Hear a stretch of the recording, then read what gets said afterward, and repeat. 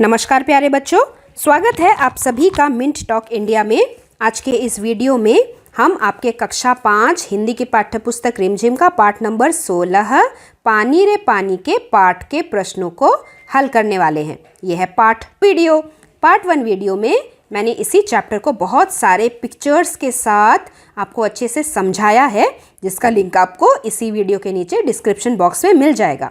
इस पार्ट को भी मैं उत्तर के साथ साथ उसे पिक्चर्स के साथ आपको अच्छे से एक्सप्लेन भी करूंगी, जिससे कि आपको प्रश्न और उत्तर दोनों अच्छे से समझ में आ जाएंगे। तो चलिए पढ़ते हैं। सबसे पहला प्रश्न, तुम्हारे आसपास। अपने आसपास के बड़ों से पूछकर पता लगाओ कि तुम्हारे घर में पानी कहाँ से आता है। तो जैसे कि हमने अपने चैप्टर के एक्सप्लेनेशन में ही देखा था, हमारे घर में पानी तो नलों में ही आता है, लेकिन नल का पानी जो है वो घर के ऊपर जो वाटर टैंकर होता है वहाँ से आता है। वाटर टैंकी, ब्लैक कलर के वाटर टैंकी में ये पानी कहाँ से आता है? ये पानी आता है जल बोर्ड की सप्लाई से। हमारे घर में पानी जल बोर्ड की सप्लाई से आता है। जल बोर्ड नदियों के पानी को साफ करके हमें सप्लाई करता है, और कभी कभी जब हमारे घर में पानी नहीं आता तो इसी जल बोर्ड के वाटर टैंकर में पानी भर के हमारे घर के आसपास हमें पानी दिया जाता है। हमें अपने घर की बाल्टियों को, ड्रमों को ले जाके यहाँ की पाइपलाइंस में से पानी भरना होता है। उसके बाद है प्रश्न 2, तुम्हारे घर का मैला पानी बहकर कहाँ जाता है? हम अपने घर में टॉयलेट्स में फ्लश करते हैं, नहाते हैं साबुन के पानी से। वो साबुन का पानी नाली में तो चला जाता है, लेकिन उस नाली में बहने के बाद वो पानी एक्चुअली में और कहाँ जाता है? वही है हमारा दूसरा प्रश्न। तो यहाँ पे आप फोटो को देखिए, यहाँ पे बना हुआ है एक घर। घर में से, बाथरूम में से गंदा पानी निकल रहा है। किचन में से भी वो यूटेंसिल्स को वॉश करने के बाद गंदा पानी निकल रहा है। ये पानी कहाँ जाता है? पाइपलाइंस के ज़रिए ये जाता है बड़े बड़े सीवर सिस्टम में, जिसे हम इंग्लिश में कहते हैं SEWER, सीवर सिस्टम। ये जो ज़मीन के नीचे पाइपलाइंस होती हैं, ये बहुत मोटी मोटी बड़ी बड़ी पाइपलाइंस होती हैं, जो सभी के घरों में से बहते हुए गंदे पानी को इकट्ठा करके एक वाटर ट्रीटमेंट प्लांट में लेके जाती हैं। इन गंदा पानी को थोड़ा साफ किया जाता है और फिर नदियों में बहा दिया जाता है। इसके बारे में आप और भी डिटेल में अपने क्लास 7th के साइंस में पढ़ेंगे। तो आज के लिए हम एक छोटा सा आंसर ये लिखेंगे कि हमारे घर का मैला पानी बहकर नालों एवं सीवर में चला जाता है। उसके बाद हम पढ़ेंगे प्रश्न 3, क, तुम्हारे इलाके में धरती के अंदर का पानी कितने फीट या कितने हाथ नीचे है? और उसके बाद हम लिखेंगे कि आज से 15 वर्ष पहले यह पानी कितना नीचे था। तो आपके इलाके की बात आप अपने बड़ों से पूछ के लिख सकते हैं। किसी इलाके में पानी का स्तर बहुत अच्छा होता है, बहुत ऊपर होता है, और किसी इलाके में पानी का स्तर बहुत ही नीचे होता है। पानी का स्तर क्या होता है पहले हम फोटो में जान लेते हैं। ये है हमारा ग्राउंड लेवल। ओके, यहाँ पे ये सरफेस लिखा है, ये ग्राउंड लेवल। जब हम ग्राउंड लेवल के नीचे डिग करते जाएंगे तो एक जगह पे आके हमें पानी मिलेगा। आज से 15 साल पहले शायद ये पानी का लेवल यहाँ तक था। उसके बाद बारिश हुई, बारिश में शायद हम ठीक तरीके से ये स्टोरेज, वाटर का स्टोरेज दोबारा नहीं भर पाए। तो क्या होगा? यूज़ तो हमने उतना ही कर लिया। यहाँ से देखिए वेल लिखा है, कुआं। कुएं का पानी हम यहाँ से निकालते गए, निकालते गए, निकालते गए, निकालते गए। उससे क्या होगा? पानी कम होता जाएगा। कम होने के बाद ये वाटर लेवल यहाँ तक आ जाएगा। ओके, 1 फुट होता है, और इसी का प्लूरल जो है वो फीट होता है। और इसका मेजरमेंट क्या है? Unit of conversion 1 foot is equal to 30 centimetre. तो आपको अपने बड़ों से पता करके लिखना है कि आज के दिन में ये वाटर लेवल कितना फीट नीचे है, और आज से 15 साल पहले ये पानी का लेवल कहाँ था। 15 साल पहले ये ज़रूर पानी का लेवल ऊपर ही रहा होगा, क्योंकि इन 15 सालों में हमने बहुत सारा पानी यूज़ कर लिया। और दूसरे वाले फोटो में हम क्या देख रहे हैं, क्या लिखा है देखिए, Punjab, Haryana and Madhya Pradesh see biggest dips in ground water, यानी कि इन तीनों स्टेट्स में सबसे ज़्यादा ग्राउंड वाटर का जो लेवल है वो नीचे चला गया है, डिप हो गया है। यहाँ पे आप ये जो लाल में देख रहे हैं ना, यहाँ पे सबसे ज़्यादा पानी का यूज़ हो गया है। इतना ज़्यादा पानी ग्राउंड लेवल में भरा नहीं गया, लेकिन यूज़ बहुत हो गया है। तो उत्तर में हम क्या लिखेंगे, आंसर में हम लिखेंगे कि हमारे इलाके में धरती के अंदर का पानी 20 to 25 फीट नीचे है। ये मेरे इलाके की बात है, ठीक है। आपके इलाके में शायद ये जो मेजरमेंट होगा ये डिफरेंट होगा। और मेरे इलाके में 15 साल पहले यही पानी 10 to 15 फीट नीचे था, यानी कि यहाँ पे था। और अभी ये पानी यूज़ होता गया, पानी कम हो गया, यहाँ तक आ गया। तो इसलिए मैं बोल सकती हूँ पहले ये पानी ग्राउंड लेवल से कितना नीचे था, अराउंड 10 to 15 फीट नीचे था।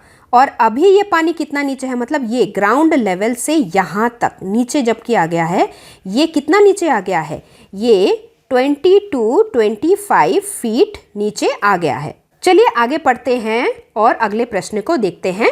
अनुमान लगाओ, अनुमान यानी कि गेस, GUESS, गेस करना है।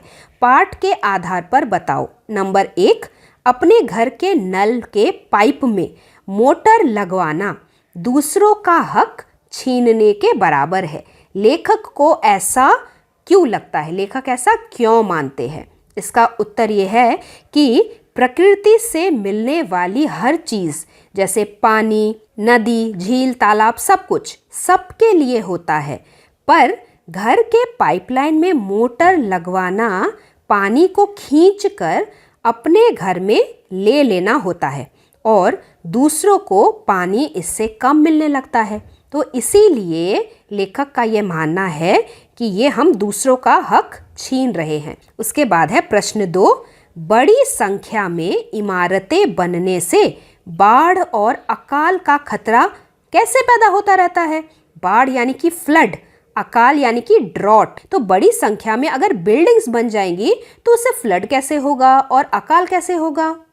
इसका उत्तर ये है कि बड़ी संख्या में इमारतें बनने से खाली भूमि कम पड़ती जाती है। ये जो फोटो है यहाँ पे हम मिट्टी ही मिट्टी देख रहे हैं, मिट्टी ही मिट्टी। जब यहाँ पे बारिश होगा तो क्या होगा, ये जो पानी होगा ये मिट्टी के अंदर आराम से एब्जॉर्ब हो जाएगा ना, बिल्कुल किसी स्पंज की तरह। तो ये पानी कहाँ जाएगा, नीचे जाके अंडरग्राउंड वाटर में स्टोर होता जाएगा। लेकिन इमारतें बनने का क्या मतलब है, हम इस मिट्टी के ऊपर ऐसा कंक्रीट कर रहे हैं, हम सीमेंट से मिट्टी को, इस वाली मिट्टी को ढक रहे हैं, सीमेंट कंक्रीट से मिट्टी को ढक रहे हैं, जिससे क्या होगा, पानी जो होगा, ये जो बारिश का पानी होगा, ये इसके अंदर एब्जॉर्ब नहीं होगा। आप यहाँ पे इस फुट मार्क में ही देख लीजिए, यहाँ पे पानी यहाँ पे जम गया है, ये जमा हुआ पानी अंदर एब्जॉर्ब नहीं हो रहा।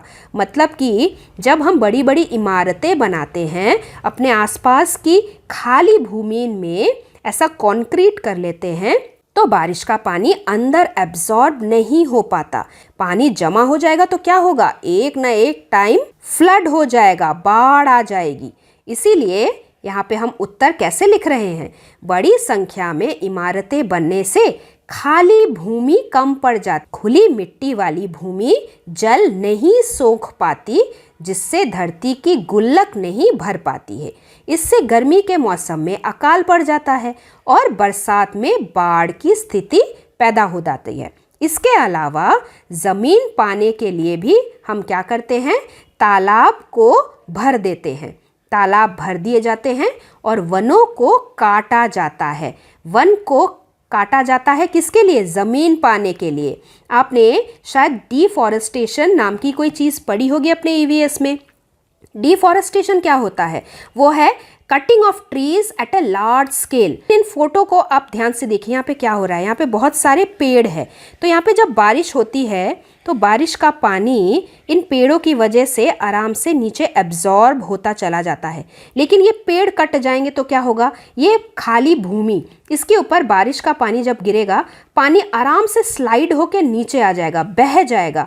और बह जाना मतलब बाढ़ आ जाना। बाढ़ की स्थिति कैसे पैदा होती है, जब डिफॉरेस्टेशन होता है, वनों को काटा जाता है। और इतना ही नहीं, जब तालाब को भर दिया जाता है, पानी को सुखा दिया जाता है यहाँ पे मिट्टी डालकर, बारिश का पानी अंडरग्राउंड वाटर में स्टोर नहीं हो पाता। तो इसीलिए सेकंड पॉइंट हम क्या लिख रहे हैं, जमीन पाने के लिए तालाब भर दिए जाते हैं और वनों को काटा जाता है, जिससे बाढ़ का खतरा पैदा हो जाता है। चलिए पढ़ते हैं हमारा तीसरा प्रश्न। धरती की गुल्लक किन किन साधनों से भरती है, यानी कि अंडरग्राउंड वाटर कैसे कैसे हम भर सकते हैं। तो हमारे शहरों में जितने भी वाटर बॉडीज़ होते हैं, हमारे गाँव में, शहरों में जितने भी वाटर बॉडीज़ होते हैं, जैसे तालाब, नदी, झील आदि, वे धरती की गुल्लक भरने का काम करते हैं। और इसमें जमा पानी जो है ज़मीन के नीचे धीरे धीरे रिस कर, यानी कि एब्जॉर्ब होके, छन कर, यानी कि सीव होके, बिल्कुल किसी छलनी की तरह सीव होके साफ पानी नीचे जल के भंडार तक पहुंचती है और वहां जाके ये स्टोर हो जाती है।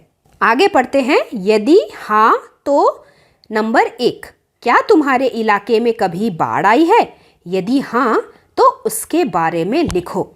तो हमारे देश के कई हिस्सों में कई अलग अलग जगह पे अलग अलग टाइम पे बाढ़ आई है। जैसे यहाँ पे मैंने कुछ एग्जांपल्स लिखा है। यहाँ पे देखिए, Mumbai flood, the entire state of Maharashtra faced worst flood in 2005। और इस फ्लड में इतने 1000 से भी ज़्यादा लोग मर गए थे। वैसे ही केरला में फ्लड आया था। केरला में रहने वाले बच्चों को भी बहुत अच्छे से इस फ्लड के बारे में पता होगा। Due to unusual high rainfall, मतलब इतनी ज़्यादा बारिश हुई, ये बारिश का पानी उतनी जल्दी अंडरग्राउंड वाटर में नहीं जा पाया और बाहर ऐसे बाढ़ आ गई। तो इसमें क्या हुआ, इसमें भी बहुत सारे लोग मर गए और बहुत सारे लोग मिसिंग हो गए, क्योंकि बाढ़ का पानी अपने साथ बहुत सारी चीज़ें बहा के ले जाता है। और उसी तरीके का एक और फ्लड आया था 2021 में उत्तराखंड में।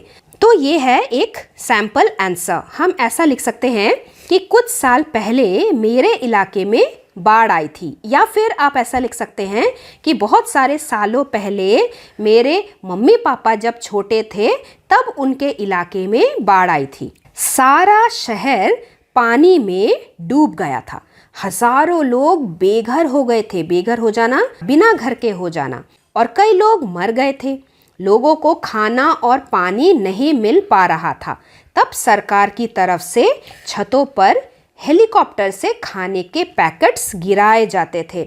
हालत ठीक होने में कई महीने लग गए थे। तो हम इस तरीके के कुछ आंसर लिख सकते हैं। उसके बाद प्रश्न 2, ये भी आपके एक्सपीरियंस के ऊपर ही रिलेटेड है। क्या तुम्हारे घर में पानी कुछ घंटों के लिए ही आता है? यदि हाँ तो बताओ कि कैसे तुम्हारे परिवार का दिनचर्या, मतलब डेली रूटीन, नल में पानी आने के साथ बंधी होती है। तो बहुत सारे बच्चे ऐसे होंगे जिनके घर में जल बोर्ड की तरफ से पानी का सप्लाई आता है। शायद इसके बारे में आपने ऐसा सुना होगी, म्युनिसिपैलिटी का पानी आज नहीं आया है, लाइन का पानी आज नहीं आया है। मतलब कि घर में जो लाइन का पानी आता है, जल बोर्ड के डिपार्टमेंट के द्वारा हमारे घर में पानी दिया जाता है और ये पानी कुछ ही घंटों के लिए हमारे घर में आता है। शायद दिन में 3-4 बार भी आता होगा, किसी किसी के घर में दिन में 1 बार आता होगा। तो अगर आपका घर में भी पानी ऐसे ही कुछ घंटों के लिए ही आता है तो उसकी वजह से हमारे डेली लाइफ पे क्या इफ़ेक्ट पड़ता है, हमें उसके बारे में लिखना है। जैसे कि यहाँ पे मैंने क्या लिखा है, हाँ मेरे घर में पानी कुछ ही घंटों के लिए आता है, इसलिए घर के लोगों की दिनचर्या पानी आने के साथ ही शुरू हो जाती है, क्योंकि जब तक पानी रहेगा तब तक हमें ज़्यादा से ज़्यादा काम ख़त्म कर लेना है। पानी सुबह 6:30 को आता है, जो करीब 2 घंटे रहता है। नहाने का काम, कपड़ा धोना, बर्तन धोना, बाल्टी मटका भरना आदि काम इसी बीच हमें कर लेना पड़ता है। हम इन 2 घंटों में दूसरा कोई भी काम नहीं करते, बल्कि केवल पानी से जुड़े काम जितना हो सके उतना कर लेते हैं। चलिए पढ़ते हैं प्रश्न 3। क्या तुम्हारे मोहल्ले में यानी कि तुम्हारे एरिया में रोज़मर्रा की ज़रूरतें, रोज़मर्रा यानी कि डेली लाइफ की नीड्स पूरी करने के लिए लोगों को पानी खरीदना पड़ता है? यदि हाँ, तो बताओ कि तुम्हारे घर में रोज़ औसतन एवरेज कितना लीटर पानी खरीदा जाता है और इस पर कितना खर्च होता होगा। तो बहुत सारे मेट्रो सिटीज़ ऐसे होंगे जहाँ पे कभी कभी अगर पानी नहीं आता, हम घर में पानी की बोतल खरीद के लेके आते हैं, और अगर 3-4 दिनों तक पानी ना आए, लोग नहा नहीं पाएंगे, कपड़े नहीं धो पाएंगे, तो क्या करेंगे? तब भी हमें पानी खरीदना होता है। कभी कभी हमें हमारे घर में बड़े बड़े वाटर टैंकर को बुलवा कर उनका पानी खरीद कर यूज़ करना होता है। तो वही मैंने यहाँ पे लिखा है, हाँ, कभी कभी जब पानी का इस्तेमाल ज़्यादा हो जाता है या गर्मी के मौसम में घर में जल बोर्ड का पानी नहीं आता, तब हमें पानी के टैंकर बुलवा के पानी खरीदना पड़ता है, और इस पर करीब 400 से 500 रुपये हर महीने खर्च होता है। अब हम पढ़ते हैं कि ऐसा संकट क्यों है। प्रश्न 1, पाठ में पानी के संकट के किस प्रमुख कारण की बात की गई है? तो मेन रीज़न ये है, तालाबों, नदी नालों को कचड़े से भरकर उन्हें समतल बनाकर हम जो इमारतें बना देते हैं, बिल्डिंग्स, और बरसात के मौसम में बारिश के पानी का धरती की गुल्लक में जमा न कर पाना पानी के संकट का प्रमुख कारण बताया गया है। अब इस एक सेंटेंस में मैंने 2 रीज़न लिखा है, आप इन 2 रीज़न्स को पॉइंट वाइज भी लिख सकते हैं। रीज़न क्या है? नदी नालों तथा तालाबों को कचड़े से भरकर उन्हें समतल बनाकर इमारतें बना देना, पॉइंट नंबर 1। और पॉइंट नंबर 2 है, बरसात के मौसम में बारिश के पानी का धरती की गुल्लक में जमा न कर पाना, पॉइंट नंबर 2। ये दोनों पॉइंट्स जो है ये पानी के संकट का प्रमुख कारण इस चैप्टर में बताया गया है। उसके बाद है प्रश्न 2, पानी के संकट का एक और प्रमुख कारण पानी का फिजूल खर्ची भी है। फिजूल खर्ची 2 शब्द से बना है, एक तो है फिजूल, एक है खर्ची। फिजूल मतलब फालतू में, खर्ची मतलब खर्च करना, वेस्ट करना, स्पेंड करना। तो फालतू में हम पानी को जब खर्च कर रहे हैं, वेस्ट कर रहे हैं, तो वो भी एक रीज़न है पानी के प्रॉब्लम्स को बढ़ाने का। तो कक्षा में 5-5 के समूह में 5-5 बच्चों का ग्रुप बनाना है और आपस में डिस्कस करना है और बताना है कि अपनी रोज़मर्रा की ज़िंदगी में, डेली रूटीन में हम पानी की बचत करने के लिए क्या क्या उपाय कर सकते हैं। पानी की बचत करने के लिए हम आवश्यकता के अनुसार ही पानी का इस्तेमाल करें, कभी भी नल को खुला ना छोड़ें, कपड़े धोने, बर्तन धोने तथा साफ सफाई में कम से कम पानी का प्रयोग करें और पानी को व्यर्थ न बहाएं। इन चीज़ों को अगर हम एटलीस्ट अपने लाइफ में इंक्लूड कर लेंगे तो हम पानी को सेव कर पाएंगे। उसके बाद है प्रश्न 3, जितना उपलब्ध है, उपलब्ध मतलब जितना अवेलेबल है, हमारे पास जितना दिया गया है उससे कहीं ज़्यादा खर्च करना, उससे ज़्यादा स्पेंड करना पानी का संकट उत्पन्न कराने के बराबर है। क्या यही बात हम बिजली के संकट के बारे में भी कह सकते हैं? तो हम लिख सकते हैं कि हाँ, यही बात हम बिजली के संकट के बारे में भी कह सकते हैं, क्योंकि कोई भी वस्तु जितना उपलब्ध है उससे ज़्यादा खर्च करना उसकी कमी का कारण बन सकता है।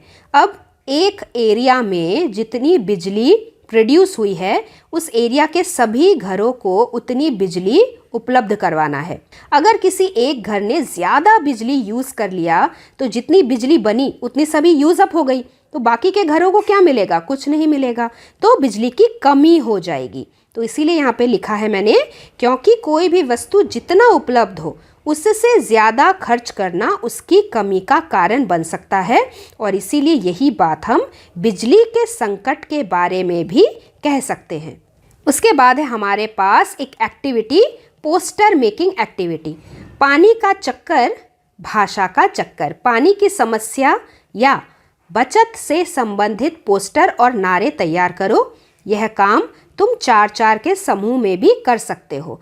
यहाँ पे मैंने एक सुंदर सा पोस्टर बना के रेडी किया है और उस पे ये स्लोगन लिखा है, हर जीव का पानी पर देखो समान अधिकार, व्यर्थ बहाना है आदत तो है जीवन धिक्कार। मतलब ऐसे जीवन का कोई मोल नहीं। उसी तरह जैसे खिल उठी कलियां बरसात की बूंदे पाकर, वैसे खिल उठेगा भविष्य पानी अभी बचाकर। जल ही जीवन है ये जान ले इंसान, हम सब के लिए धरती पर यही है वरदान। उसके बाद प्रश्न 2, पानी की बर्बादी सबकी बर्बादी। इस नारे में ये जो बर्बादी शब्द है ये 2 बार आया है। अब बताइए, तो शब्द एक है लेकिन क्या इसके अर्थ भी 2 अलग अलग हैं? तो उत्तर है हाँ, इस नारे में बर्बादी शब्द के 2 अलग अलग अर्थ हैं। पहला बर्बादी जो है वो है पानी की बर्बादी, यानी पानी का वेस्टेज, तथा दूसरे बर्बादी का मतलब है इसकी कमी से होने वाली लोगों की परेशानियां। मतलब लोगों की परेशानियां बढ़ जाना, उनके लाइफ में डिफिकल्टीज का बढ़ जाना, वो है इंसान की बर्बादी का मतलब।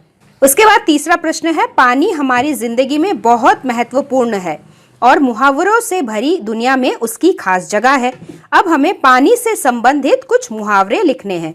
तो जैसे मैंने यहाँ पे पानी से संबंधित 4 मुहावरे लिखे हैं। सबसे पहले, मुंह में पानी आना, मतलब लालच आ जाना। किसी चीज को देख के जब हमारा मन उसे खाने का करता है, हम बोलते हैं कि मुंह में पानी भर आया। तरह तरह की मिठाइयों को देखकर मेरे मुंह में पानी आ जाता है। दूसरा है आंखों में पानी भर आना, मतलब कि किसी को रोना आना, आंखों में आंसू आ जाना। उसकी परेशानियां सुनकर मेरी आंखों में पानी भर आया। तीसरा मुहावरा ये है कि पानी फिरना, मतलब किसी चीज का नष्ट हो जाना, बर्बाद हो जाना, खराब हो जाना। फसल खराब हो जाने से किसानों की मेहनत पर पानी फिर जाता है। और चौथा है पानी पानी होना, मतलब कि शर्मिंदा होना, एम्बैरस होना। अपना झूठ पकड़े जाने पर सीमा पानी पानी हो गई। तो इसी तरीके से हमने ये चैप्टर यहीं पे खत्म कर लिया है। आशा करती हूँ कि आपको सभी प्रश्नों के उत्तर अच्छे से समझ में आए होंगे। हम मिलेंगे बहुत ही जल्दी हमारे अगले पाठ के साथ। तब तक के लिए धन्यवाद एवं आपका दिन शुभ रहे। Thanks for watching and do like, share, subscribe our channel Mint Talk India for more upcoming videos.